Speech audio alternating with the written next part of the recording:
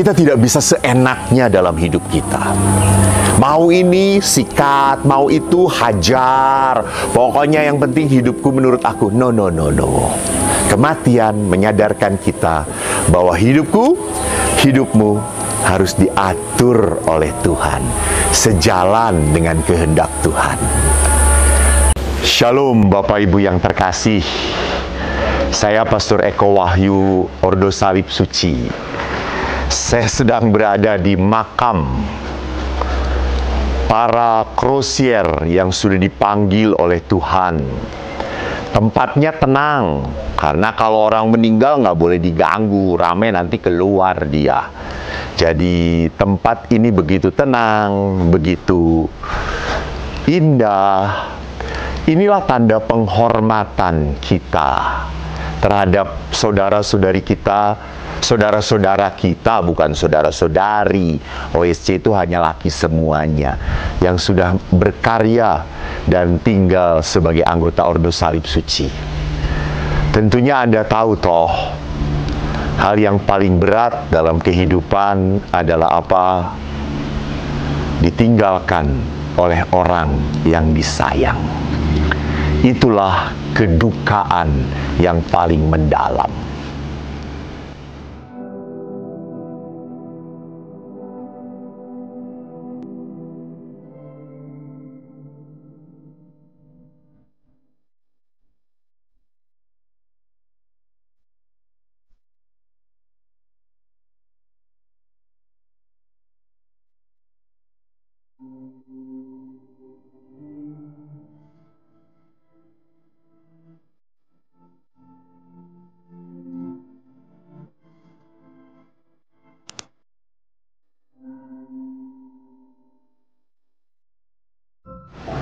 Mengapa kedukaan itu terjadi? Menurut iman Katolik, Anda mau Katolik, mau beragama apapun, bahkan Anda tidak percaya pada Tuhan, tetap akan mengalami pengalaman kedukaan. Kehilangan orang yang kita sayangi. Itu adalah pengalaman penderitaan yang menghantam secara psikologis hidup kita. Maka pada saat orang berduka, orang itu bisa bersedih. Ada yang bersedih berkepanjangan, ada yang bisa cepat tuntas sedihnya. Apakah kalau orang yang cepat tuntas sedihnya kurang mencintai? Bukan masalah itu, saudara-saudara. Jadi pengalaman kedukaan adalah pengalaman manusiawi. Pengalaman kedukaan adalah tanda bagi saya dan Anda. Hal yang mengingatkan saya dan Anda bahwa hidup ini tidak ada yang kekal. Hidup saya dan Anda terbatas, ada waktunya. Maka setiap pengalaman kedukaan harus menyadarkan kita semua bahwa hidup kita ini terbatas. Dan yang kedua, hidup kita ini ada di bawah kuasa Sang Penentu kehidupan. Siapa lagi kalau bukan Tuhan, Allah, Bapa kita. Maka kalau kita lihat apa makna dari setiap pengalaman kedukaan, setiap pengalaman kedukaan kalau tidak kita olah, kalau kita tidak renungkan, selalu akan menjadi pengalaman kepahitan, kesakitan. Kok Tuhan membuat orang yang saya sayangi pergi? Padahal dia masih muda, padahal saya masih membutuhkan dia, padahal dia ini tulang keluarga. Jadi kalau pengalaman duka ini tidak pernah dikontekskan dengan Allah, dengan maksud Tuhan, kita hanya menyisakan rasa sakit, rasa kecewa, rasa marah. Bahkan seringkali itu yang menyebabkan manusia marah kepada Tuhan. Maka di dalam pengalaman kedukaan, kepahitan, kita harus menyertakan Allah. Kembali kepada Tuhan, kembali kepada Tuhan. Jangan lupa itu. Tanpa Tuhan, semuanya hanya akan menyakitkan dan kita tidak mengerti apa-apa. Jadi kalau dalam konteks Kristiani, kematian adalah jalan manusia untuk sampai persatuan dengan Allah. Dan tentunya tidak otomatis gitu ya. Memang pembaptisan membuat kita menjadikan kita sebagai anak-anak Allah, anak-anak Bapa. Tetapi jangan lupa, perbuatan kita harus kita pertanggungjawabkan gitu ya. Baptis itu bukan karcis, coy. Jadi kalau Anda dibaptis lalu otomatis masuk surga, ya enggak toh. Gimana hidup kita, apakah berkenan pada Tuhan sesuai dengan rahmat pembaptisan itu atau tidak? Maka kalau kita lihat meaningnya, artinya tadi, ini adalah kematian adalah saat kita untuk sampai kepada Bapa. Oleh karena itu, kita harus sadar. Kematian harus semakin membuat kita sadar. Kita tidak bisa seenaknya dalam hidup kita. Mau ini sikat, mau itu hajar. Pokoknya yang penting hidupku menurut aku. No. Kematian menyadarkan kita bahwa hidupmu harus diatur oleh Tuhan, sejalan dengan kehendak Tuhan. Maka pada saat kita menghadapi kedukaan, kematian, kita sadar Allah menghendaki supaya orang yang kita kasihi bersatu kembali ke tempat di mana dia berasal, yaitu apa? Pangkuan Bapa.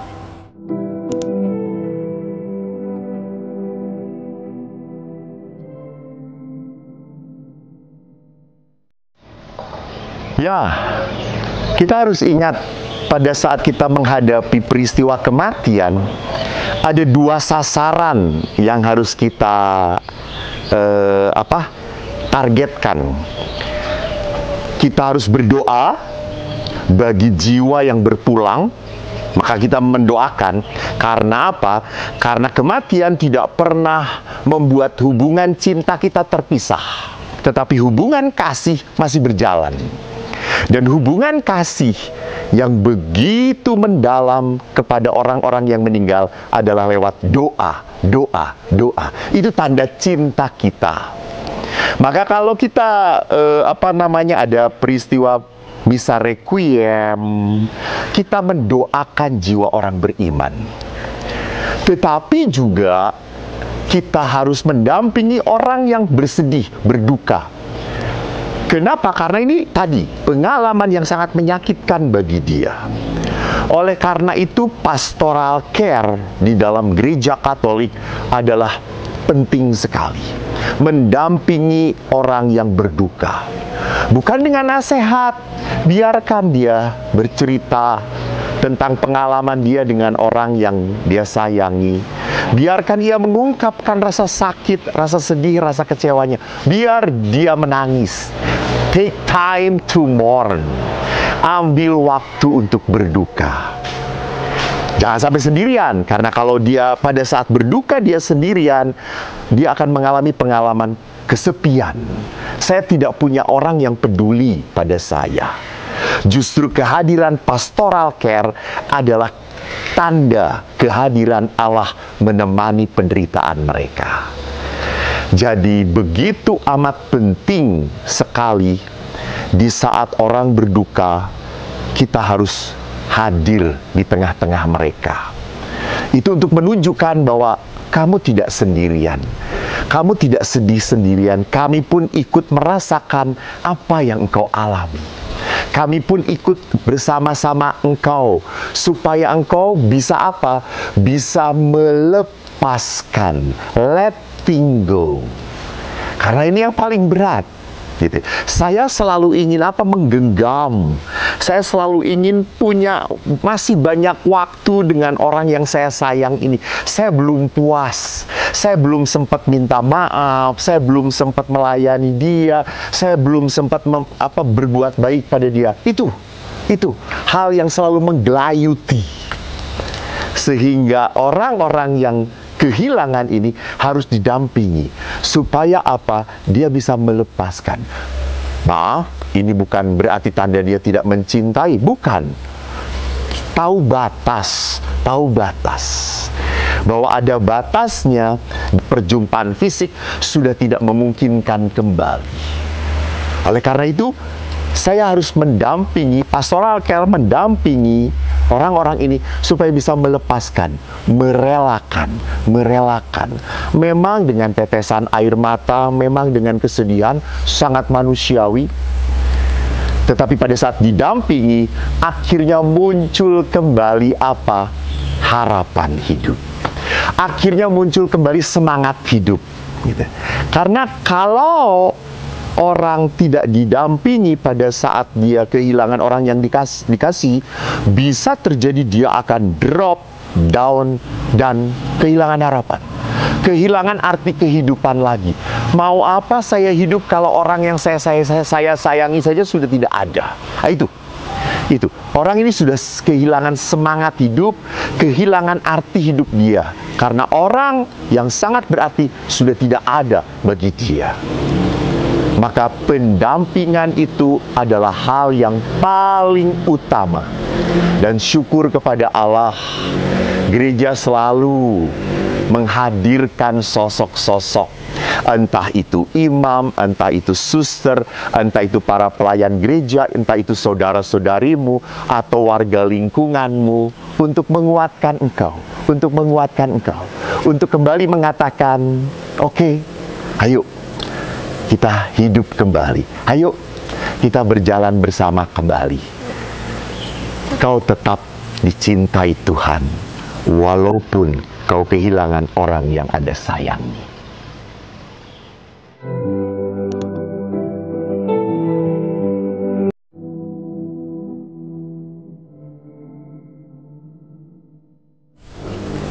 Salah satu kisah dalam kitab suci yang selalu menjadi favorit bagi saya adalah kisah Ayub.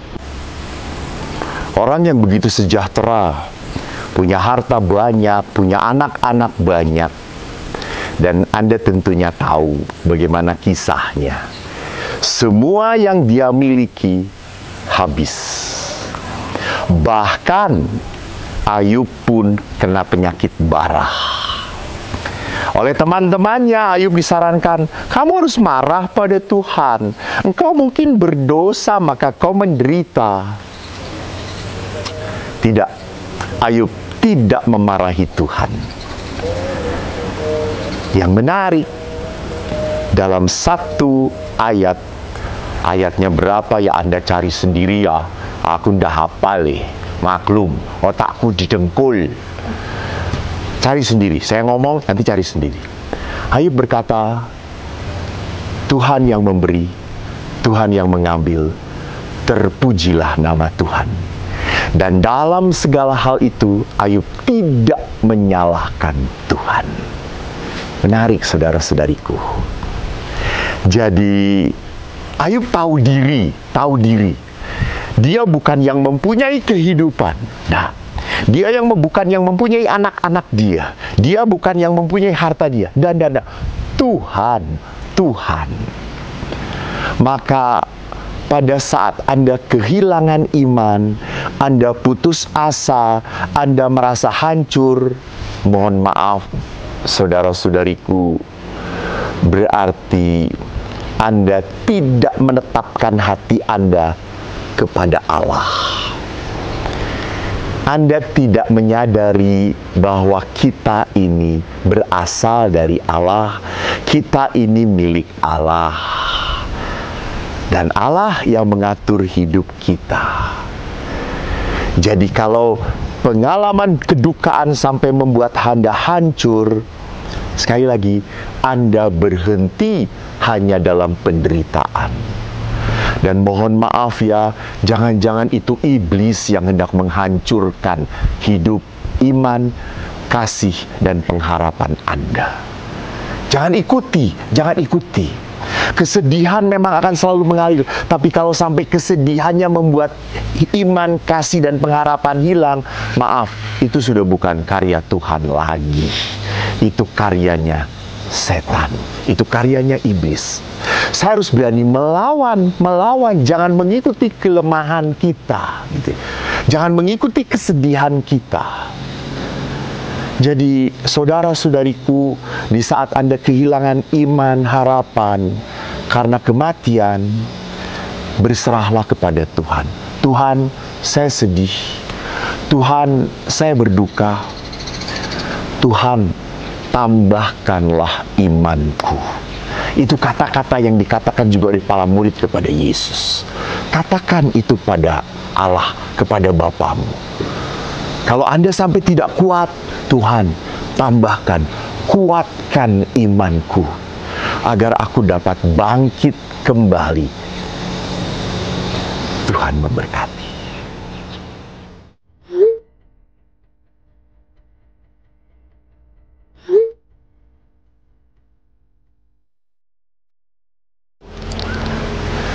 Shalom, saudara-saudariku yang terkasih.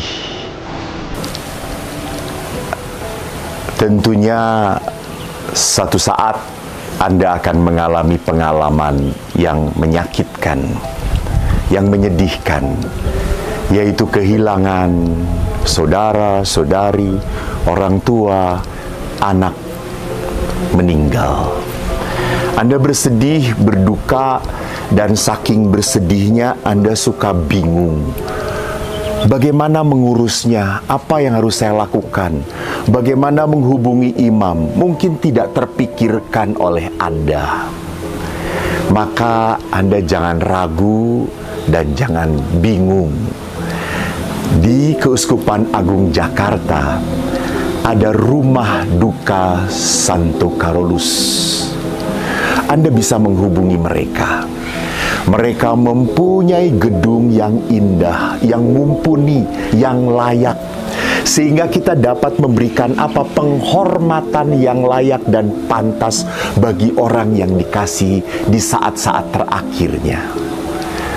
Dan Anda pun jangan takut, para pekerja di sana mereka melayani dengan hati. Walaupun yang meninggal bukan saudara mereka, walaupun yang meninggal bukan kerabat mereka, tetapi mereka menghormati setiap jenazah yang datang. Mereka akan memandikan, membasuh, menempatkan di tempat yang layak.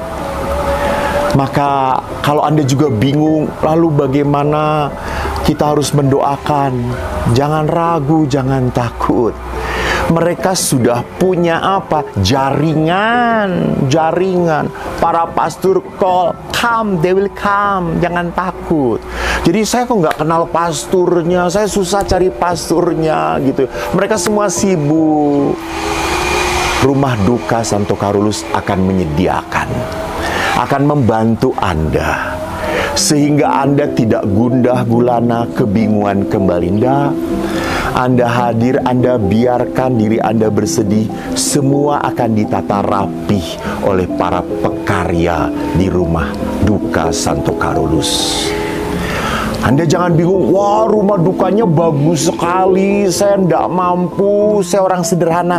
Ada juga tempat yang sederhana. Jadi jangan takut bahwa kalau bagus harus mahal. Ya tidak toh ya. Jadi jangan pernah kebingungan, jangan pernah keraguan. Datanglah, hubungi mereka, telepon mereka. Nomornya berapa Romo? Aku juga nggak tahu. Nanti mungkin ada di bawah ini. Lihat aja nomor yang bisa dihubungi. Jadi saudara-saudariku yang terkasih, di saat Anda berduka, jangan diliputi oleh kebingungan. Bagaimana harus merawat jenazah dari orang yang saya sayangi. Serahkan saja ke rumah duka Santo Carolus. Mereka akan melayani Anda dan menghantar jiwa jenazah yang kita sayangi sampai akhir. Di sana juga ada krematorium. Kalau Anda bingung mencari tempat di mana dia dimakamkan, keluar kota Jakarta, di dalam kota Jakarta sudah tidak memungkinkan, Anda boleh diperabukan. Di sana pun ada. Lalu abunya harus disimpan di mana? Di sana pun ada kolumbarium, tempat penyimpanan abu. Sehingga Anda bisa datang untuk berdoa. Bahkan di bulan-bulan tertentu mereka mengatur secara khusus doa arwah, doa bagi jiwa-jiwa orang beriman. Jadi tidak akan pernah para jiwa-jiwa yang abunya disimpan di rumah Santo Carolus itu tanpa didoakan. Jadi jangan takut, saudara-saudariku. Kalau Anda berduka, percayalah, rumah duka Santo Carolus akan menemani Anda dengan penuh cinta kasih dan hati yang mendalam. Tuhan memberkati Anda. Shalom.